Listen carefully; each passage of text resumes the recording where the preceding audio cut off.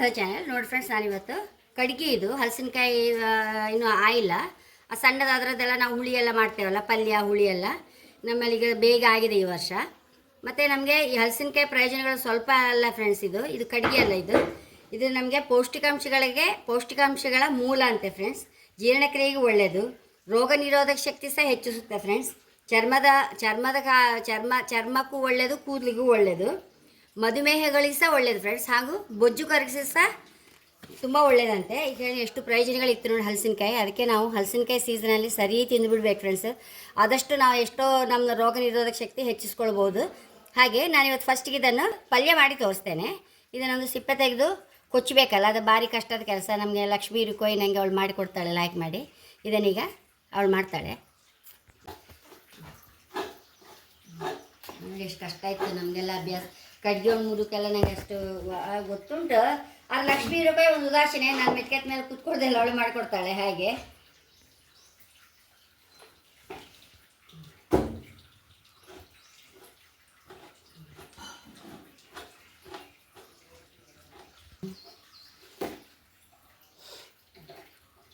ಓಹೋ, ನಿಂಗೆ ಅಷ್ಟು ಮಾಡ್ಕೊಂಡು ಕೊಚ್ಚಕ್ಕಾಗ್ತದೆ.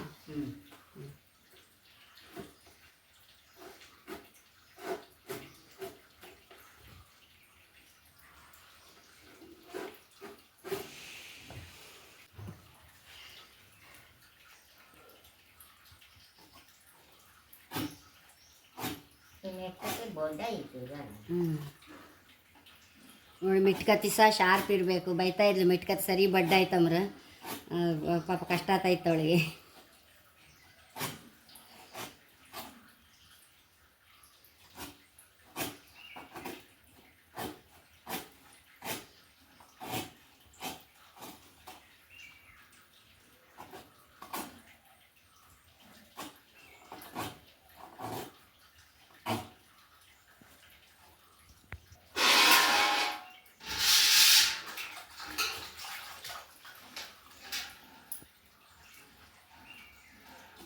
ಹಾಗೆ ಕೊಚ್ಚೋದು ನೋಡಿ, ಹಾಗೆ ಕೊಚ್ಚಬೇಕು.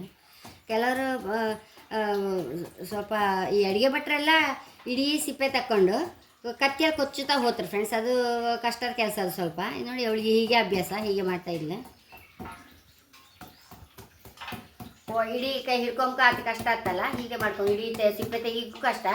ಅದು ಅಡುಗೆ ಭಟ್ರೆ ಗಂಡಸಲ್ಲ, ಇಡೀ ಸಿಪ್ಪೆ ತಕ್ಕೊಂಬಾತ. ಅದಕ್ಕೆ ಇವಳು ಹೀಗೆ ಹೋಳು ಮಾಡ್ಕೊಂಡೆ ಕೊಚ್ಚೋದು.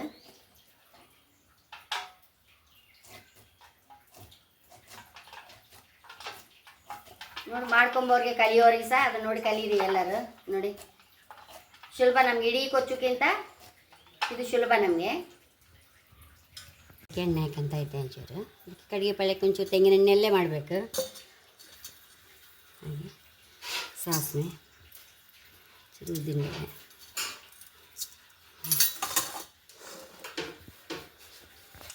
ಸಾಸಿವೆ ಇಟ್ಟುವಾಗ ಬೇಳೆಲ್ಲ ಹಾಕೊಂಡ್ಬಿಡುವ.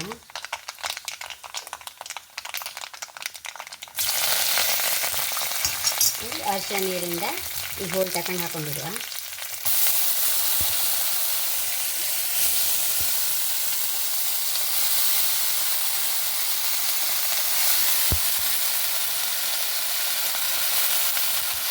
ಕೆಲವರೆಲ್ಲ ಇದನ್ನು ಬೇಯಿಸ್ಕೊಂಡು ನೀರು ಚೊಲ್ಲಿ ಪಲ್ಯ ಮಾಡ್ತಾರೆ.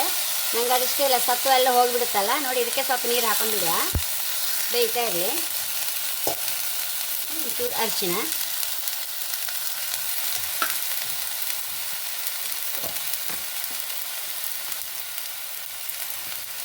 ಚೂರು ಬೆಲ್ಲ ಮುಚ್ಚಿಟ್ಕೊಂಡಿಡುವ. ಜೀರಿಗೆ ಹಾಕೊಂಡೆ,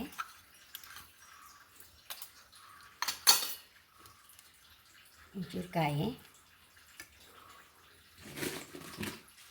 ಒಂದು ಮೆಣಸು. ಇದನ್ನೀಗ ಸಣ್ಣ ಹರ್ಕೊಂಡು ಬರ್ತೇನೆ ಫ್ರೆಂಡ್ಸ್. ರುಚಿಗೆ ಉಪ್ಪು, ಒಂಚೂರು ಬೇಳೆ ಪುನಃ ಹಾಕೊಂಬರ್ತೇನೆ ಫ್ರೆಂಡ್ಸ್.